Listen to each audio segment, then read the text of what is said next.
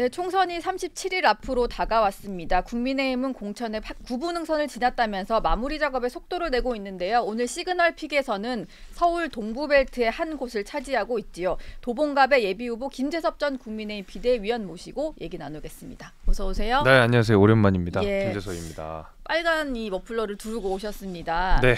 제가 궁금한 게 있는데 보니까 그 본인의 설명을 도봉이 낳은 스타라고 해서 도나스로 소개를 하고 계시더라고요. 맞아요. 지역에서 이제 많은 분들이 이렇게 도나스라고 부르십니까? 그럼요. 저도 아침 인사, 저녁 인사 이렇게 피켓 들고 서 있으면 예. 도나스 화이팅 이러시는 분들 진짜 많아요. 네. 그러니까 저는 정체성 자체가 네. 도봉구가 낳은 스타니까 도봉구 자체가 저의 정치적 정체성이잖아요. 그러니까 당연히 도봉구 주민들께서도 좋아하시고 또 예. 불러주시고 해서 좋습니다. 제가 제일 좋아하는 별명입니다. 별명이 너무 많으셔가지고 일단 그 도봉벨트 그 동부벨트에 뭐 이승환 네, 뭐 승환이 형. 후보부터 해가지고 지금 다 뭐 헬스 좋아하시는 분들이 모이셨다 보니까 그게 뭐 헬스벨트다 뭐 이런 얘기도 있고 맞아. 뭐 헬스부 장관이다 뭐 힘재섭이다 이런 별명 많으신데 네. 그 중에 제일 좋아하는 게 도나스다 이렇게 보면 될까요? 그렇죠. 다 제가 너무 좋아하는 애칭들이긴 한데 네. 그리고 이 별명이 있는 정치인 자체가 그렇게 많지 않잖아요. 예. 사실 뭐 되게 아니면 굉장히 부정적인 수식어가 붙거나 이런데 저는 다 제가 너무 좋아하는 이름들이고 별명들이고 또 쉽게 잘 불러주시고 저의 정체성이나 이런 것들을 잘 설명하는 거라서 네. 다 좋아하는데 그 와중에도 제 스스로도 제일 많이 소개하는 도봉구가 낳은 스타 도나스 김재섭입니다 할 때 그 도나스가 제일 좋아하는 별명입니다.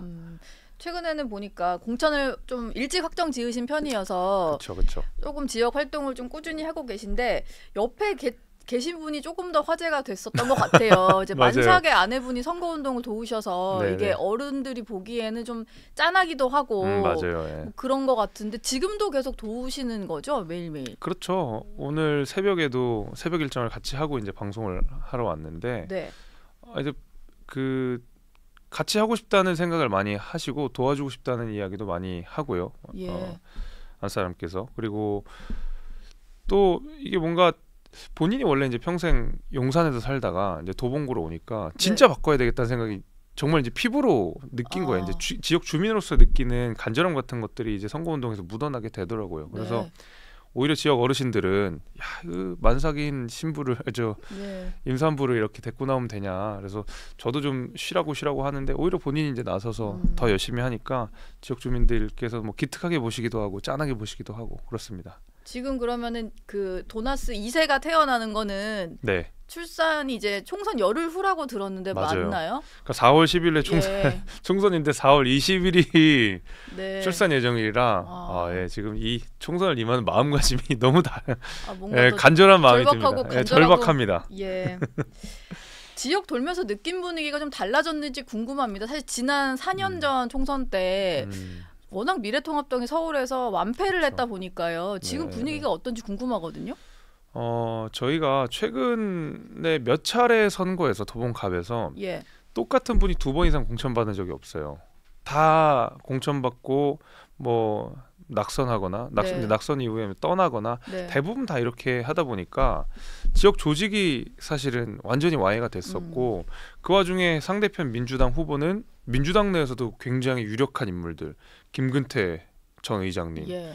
그다음에 뭐 인재근 의원님 이런 네. 분들이 사실 민주화의 거목들이시잖아요. 네. 이런 분들이 있는 반면에 안 그래도 어려운 지역이 계속 후보도 바뀌고 경쟁력도 없는 후보가 오고 이러다 보니까 사실은 여기가 이제 버려진 지역처럼 저희 당에서는 되다가 이제 여기 출신의 처음으로 이 도봉구 출신의 정치인이 나서서 또 젊은 후보가 나서서 이렇게 하다 보니까 지역 조직도 굉장히 단단해졌고요. 예. 그다음에 뭔가 다 해보고 싶다는 의지, 기대감 같은 것들이 많이 반영되다 보니까 4년 전과 지금은 너무 달라요. 완전히 달라졌다고 생각합니다. 네.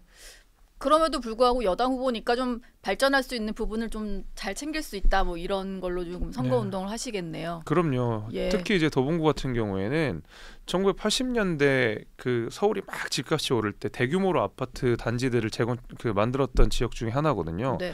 그러다 보니까 벌써 40년 된 아파트들이 막 엄청 많아요. 그러면 당연히 재건축해야 된다. 주거환경 바꾸자 이런 얘기가 나오고 그거는 결국에는 행정권을 갖고 있는 여당에게 유리한 정치적 이슈이기 때문에 당연히 거기에 대해서도 주민들이 힘을 실어주시는 경우들이 많습니다. 네. 사실은 김재섭 후보는 워낙 일찍 공천을 확정지었다 보니까 최근에 그쵸. 좀 화제가 됐던 것은 맞상대가 정해지면서인데 민주당에서 김근태 전 의원의 부인인 인재근 의원을 뭐 그 전에 불출마 선언하시면서 전략 지역이 되니까 여기에 안규령 민주당 부대변인을 그 전략 공천을 했어요. 근데 맞아요. 이분의 과거 발언이 뭐 예능이다 보니까 좀 장난식으로 했다고는 하는데 차은우보다 이재명 이런 발언을 했다 보니까 이게 한동훈 위원장도 아첨을 잘하는 아첨꾼이 공천을 받았다 뭐 이런 표현을 썼거든요. 그렇죠. 맞상대로 오는 안기령 대변인에 대해서는 좀 어떻게 보셨습니까? 저는 사실 뭐 안기령 대변인이 지역에 오셔서 뭐 하는 거야. 뭐 그 원래 지역을 지켰던 입장에서 환영하지만 예. 그래도 좀 기분은 나쁘죠. 왜냐하면 그래도 저희가 앞서서 말씀드린 대로 김근태 의원, 인재근 의원, 뭐 김근태 의원의 부인이지만 같이 민주화 운동을 하셨던 네. 분이고 말 그대로 민주당 입장에서 도봉구는 상징적인 곳이거든요. 예. 그런데 이재명 대표가 그런 분들을 가차없이 사실은 정리를 해버리고 결국 내놓은 후보가 차은우보다 이재명이라고 뭐 말씀하신 대로 네. 그런 후보를 하다 보니까 저보다는 도봉구에서 민주당을 지켜왔던 분들의 분노가 훨씬 커요.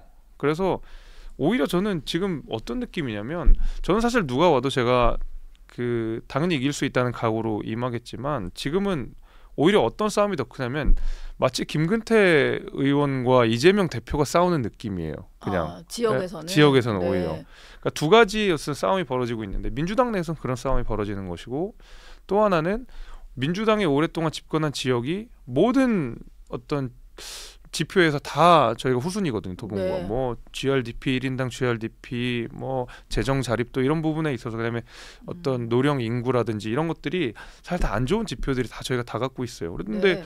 굉장히 많이 힘을 실어줬는데 왜 이렇게 발전을 안 하냐? 이제는 어떤 민주화라고 하는 이미 흘러간 시대 정신보다는 좀 젊은 사람들이 내세울 수 있는 그리고 김재섭이 가져올 수 있는 시대 정신을 바라고 있다. 그래서 저는 오히려 이 두 가지 싸움이 같이 일어나고 있지 안규령 후보 자체에 대한 관심은 오히려 좀 약간 네. 뒤로 가 있는 것 같아요. 뭐 그래서인지 모르겠는데 인재근 의원 같은 경우에는 보통 본인이 물러난 자리에 이제 신인이 오면은 좀 도와줄 수도 있는 뭐 그런 부분일 텐데 안규령 대변인 공천에 대해서 젊고 예뻐서 좋다. 뭐 그게 끝. 이런 반응을 보이셨더라고요. 네. 당에서도 이런 반응이 나온다는 건 좀 어떻게 봐야 되는 걸까요? 정말 마지못해서 하신 말씀이라고 생각합니다. 이것도. 네. 그러니까 뭐 저희도 제가 이제 지역에서 듣는 이야기로는 일단 민주당을 지지하시는 분들조차 안기령 후보를 지지하지 않아요. 예. 그러다 잘 보니까 모르실 수도 있을 것 같아요. 모르기도 하고 예. 그래도 여기가 어떤 데인데 라는 여론들이 굉장히 많다 보니까 네. 당연히 인재근 의원 입장에서도 본인이 출마를 해서 후원회 사무실까지 열으셨거든요. 네. 근데 뭐 불출마를 하게 됐고 본인이 원했던 후보가 있었는데 거기도 뭐 가차없이 컷을 당해버린 거고 예. 결국 온 사람이 이제 이런 분이다라고 한다 그러면 인재근 의원 입장에서 안 도와줄 수는 없을 거고요. 그렇다고 저를 도와줄 수는 없는 거잖아요. 당연히 민주당 후보를 지지하겠지만 마지못해 지지한다는 게 너무 보여가지고 이 멘트가 이 표현에서 네. 네. 젊고 예뻐서 좋다. 그게 끝. 그거 안 좋다는 소리잖아요. 이거는. 예, 그렇죠. 네, 좋지 않다는 소리죠. 그래서 총선 후보가 그게 다면은 안 되니까요. 그럼요. 예. 젊고 예쁜 사람은 너무 많고 그리고 그것이 그 어떤 도봉구의 공복으로서 가져야 되는 자질은 전혀 아니거든요. 네. 일할 의지가 되어 있고 지역을 잘 이해하고 있고 국가에 대한 비전이 있는 사람이라는 이야기를 해야 내가 원하는 사람이라는 말씀을 하신 거지. 젊고 예뻐서 좋다는 거는 네. 나는 이 사람을 지지하지 않는다라고 저는 해석하고 있습니다. 예. 한동훈 위원장이 그러다 보니까 최근에 그 뭐 신구 아첨 대결 이러면서 뭐 안기령, 정청래 이런 분들 다 언급을 하면서 그 최전면에 서서 이제 공격을 하고 계신데 그러면서 얘기를 한 게 있더라고요. 김 전 의원에게 좀 당부를 하신 건데 네. 김재섭 그 후보가 더 분발해주길 바란다. 네, 이런 맞아요. 아첨꾼과 거짓말쟁이들이 국회에 들어가면 나라가 더 나빠질 거다라고 했는데 이거는 이제 공개적인 석상에서 당부를 한 거고 직접적으로 좀 한동훈 위원장이 뭐 소통하면서 당부하신 말씀이 있을까요? 있죠. 도봉구 갑은 이길 수 있는 지역이고 이겨야 하는 지역구라는 말씀을 하셨고요. 예. 네, 그 전에 일전에 다 후보들이 공천을 받았을 때 일일이 한 분 한 분 다 전화를 하셨다고 언론 보도에 나왔잖아요. 네. 그때 저한테도 전화가 와서 그런 말씀을 하셨거든요. 여기는 이겨야 되는 지역구고 이길 수 있는 지역구이기 때문에 반드시 이기십시오. 네. 이렇게 하고 그걸 또 공개석상에서 한 번 더 채찍질을 하신 건데 그래서 예. 이겨야 되는 책임이 무거워졌습니다. 근데 한동훈 위원장이 그날 했었던 이야기 중에 굉장히 의미심장한 이야기 중에 하나는 네. 이런 거죠. 차은우보다 이재명이 좋다고 했던 그리고 민주당 내에서 어떤 뚜렷한 뭐 이력이랄까요? 이런 것들을 보여주지 못했던 신인의 안기령이라는 후보가 어느 날 갑자기 벼락 공천을 받았고요. 네. 되게 이상한 거죠. 민주당 입장은 굉장히 양지인데. 그리고 저는 한동훈 비대위원장이 오는 과정에 있어서 굉장히 비판적인 목소리를 많이 냈던 사람이거든요. 네. 근데 많이 저는 비판하셨죠. 네, 저는 예. 1호 공천을 받았어요. 심지어. 네. 가장 빨리 공천을 받은 사람 중에 하나고. 그러니까 누구는 굉장히 그 이재명 대표의 측근임을 과시했다고 하면 좀 그렇지만 어쨌든 측근임이 잘 알려져 있는 뭐 내지는 뭐 그런 논란들이 있는 네. 이런 분이 그냥 갑자기 어느 날 양지 공천이 된 거고 누구는 굉장히 많은 비판을 했지만 1호 공천을 줬고 이거는 굉장히 아주 선명하게 양당의 공천을 대비시키는 공천이었다고 보거든요. 지역이라고 보거든요. 네. 한동훈 위원장이 바로 그 점을 짚었다고 저는 생각합니다. 뭐 물론 이제 한동훈 위원장이 그 직접 오기 전에는 여러 가지 우려가 있었던 건 사실인데 김재섭 위원이 보시기에 한동훈 위원장이 지금 취임하고 꽤 오랜 기간 활동을 했고 네. 공천도 어느 정도 마무리가 되어 가잖아요. 그렇죠. 지금까지의 한동훈 위원장의 행보를 평가한다면은 몇 점 정도 주고 싶으세요? 뭐 점수로 구체적으로 평가하기는 좀 그렇지만 매우 잘하고 있다는 생각은 듭니다. 전 네. 뭐 학점으로 따지면 A 학점인 네. 것 같아요. 지금, 제가 이제 우려했던 것은 제일 크게 우려했던 것은 이제 두 가지 관점이었거든요. 하나는 그때도 제가 비판했던 것처럼 대통령과의 인적 관계가 있을 텐데 네. 대통령 지지율이 낮고 대통령 정책에 대해서 부정적인 평가를 많이 하는 국민들이 늘어나고 있는 상황에서 과연 대통령과 다른 행보를 보일 수 있느냐 네. 거기에 대한 우려가 하나 있었는데 소위 말하는 뭐 윤한 갈등이라고 불렸던 지점부터 해서 최근에 이루어지는 어떤 대통령실 출신들의 공천 과정들을 보면 그런 우려가 지금 전혀 없어요. 예. 정말 오히려 대통령실 출신들이 역차별을 받고 있다고 말할 수 있을 만큼 경선에서 거의 다 떨어지셔가지고요. 네, 예. 살아남은 사람들이 거의 없어요. 제가 아는 사람들 중에서도 네. 이승환 위원장 정도가 이제 단수 공천을 받았는데 거기는 진짜 어려운 지역구로 하나 분류돼 있기 헌지니까. 때문에 네. 절대 혜택이라고 보지 않고 첫 번째 그건데 그건 완전히 불식시켰고 두 번째도 뭐 이어지는 거겠지만은 이제 공천 문제였거든요. 예. 이렇게까지 잡음이 안 날지 몰랐어요. 저는 굉장히 매끄럽게 그 공천 작업이 이루어졌고 지금 언론에서는 잘 그 주목하지 않는 부분인데 제가 느끼는 것, 그러니까 필드에서 선수로서 뛰는 제가 느끼는 것 중에서는 지금 예를 들면 현역들이 뭐 살아왔다 뭐 이런 논란보다도 수도권 내에 경쟁력이 없는 당협위원장들이 되게 많았었어요. 네. 근데 당협위원장이기 때문에 그러니까 거기 조직을 장악하고 있는 사람이기 때문에 경선에서는 무조건 이길 거예요, 이 사람들이. 하지만 본선에서는 필패해요. 그거 네. 누구나 다 아는 선수들은 다 아는 그런 사람들이 있거든요. 그렇군요. 네. 그런 사람들이 정말로 귀신같이 다 컷오프가 됐었어요. 아. 근데 잡음 거의 없잖아요. 네. 그러니까 이 사람들의 경쟁력을 정말 냉정하게 평가했다는 소리거든요. 이런 것들은. 저는 그래서 이거는 한동훈 위원장이 정치를 사실상 처음 시작함에도 불구하고 고도의 어떤 뭐 정무적 감각이라든지 아니면 데이터를 바탕으로 공천을 하고 있구나는 게 느껴져가지고 네. 저는 좋은 점수를 줄 수밖에 없다고 생각합니다. 뭔가 그 겉으로 드러나지 않은 뭐 그렇죠. 내부의 속사정에서도 좀 잘 하고 있는 공천이라는 평가가 나오는 것 같고요. 그래서인지 일단 여론조사 결과에서도 조금 긍정적인 지표들이 나오는 것 같아요. 지난 주말에 발표된 한국 갤럽 여론조사인데 갤럽이 그래도 제일 공신력 있는 조사라고 보니까 근데 여기에서도 국민의힘 지지율이 40이고 민주당이 33이라서 오차범위 밖으로 좀 앞선 상황이거든요. 특히 서울 지역을 보면 격차가 더 큰데요. 국민의힘이 43이고 민주당이 26이에요. 네. 이게 지금 그 도나스께서 얘기하신 지역에 다녀보면 조금 이제 체감할 수 있는 뭐 그런 부분이 아닐까 싶은데 저렇게 격차가 벌어진 상황의 원인은 좀 어디에 있다고 볼 수 있을까요? 일단은 지금 이게 갤럽이잖아요. 예. 갤럽이라고 하면은 가장 공신력 있기도 하지만 가장 무거운 그 여론조사라는 표현들을 쓰는데, 그러니까 그쵸. 올라도 얼마 안 올라고 네. 떨어져도 얼마 떨어지지 않는 맞아요. 네. 이제 그런 여론조사기 때문에 저희가 또 이 공신력을 부여하잖아요. 근데 그 국민의힘 지지율이 서울에서 6% 포인트가 늘어나고 민주당이 4% 포인트가 쭉 빠진 거, 이 정도로 급격하게 한 거는 무언가 굉장히 분명한 어떤 뭐라 해야 될까 신호가 있었다는 거거든요. 네. 그거는 결국에는 전 제일 큰 건 역시 공천인 것 같고요. 근데 공천도 이게 잡음이 일어나는 게 네.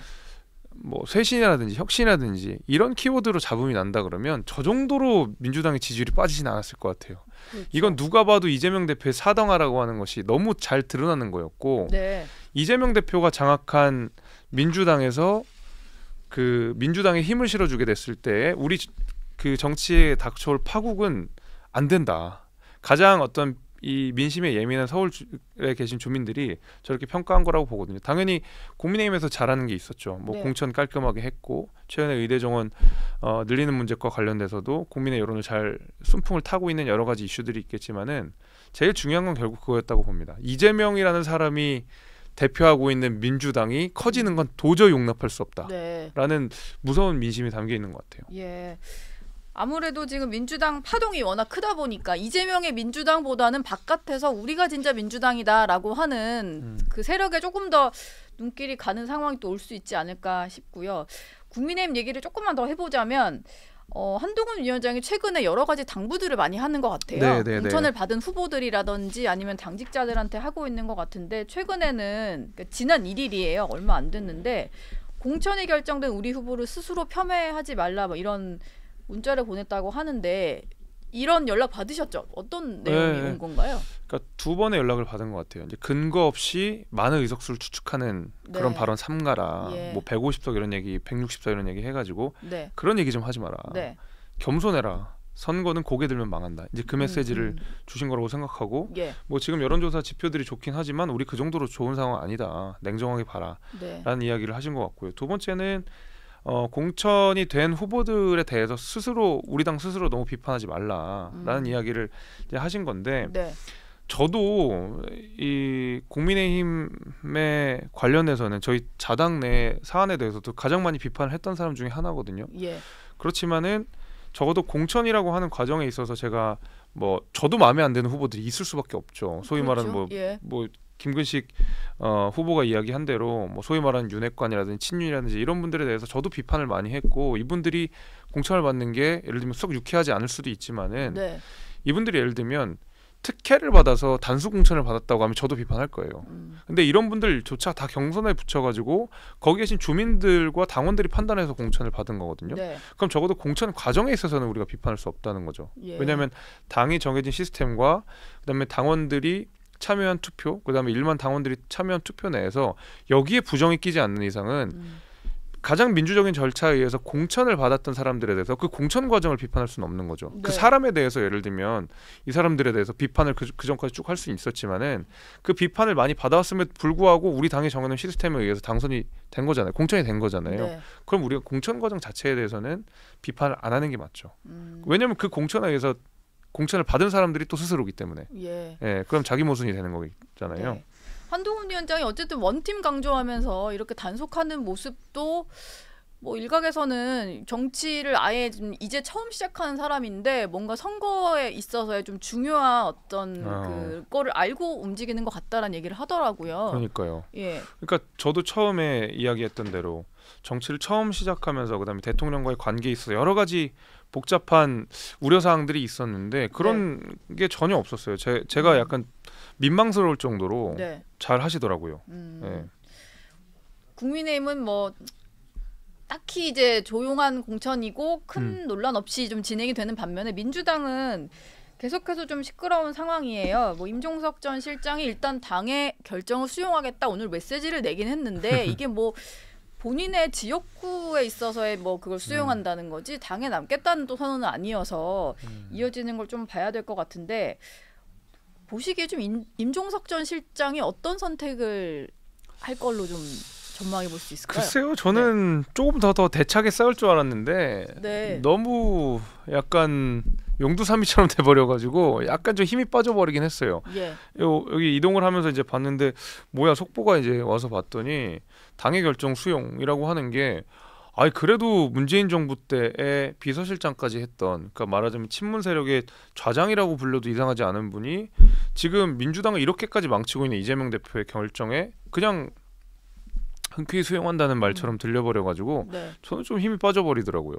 오히려 뭐 정통 민주당 뭐 이렇게 부르면 좀 그렇겠지만은 네. 과거 뭐 김대중, 노무현, 문재인 대통령을 이어가는 그 어떤 유구한 전통의 민주당을 좋아했던 민주당 당원들이 기대 임종석 뭐 실장한테 기대했던 모습은 아니었던 것 같아요. 뭐 최종 결론은 한번 고민을 하고 있다니까 한번 봐야 될 것 같긴 해요. 그리고 김재섭 의원과 조금 인연이랄까 이런 게 있으신 분이 있어서 조국 전 장관이 어제 조국혁신당의 대표가 되셨더라고요. 예. 예. 근데 예전에 제자하셨잖아요. 그렇긴 하죠. 서울대에서. 뭐 학교 뭐 형법 교수시긴 했는데 네.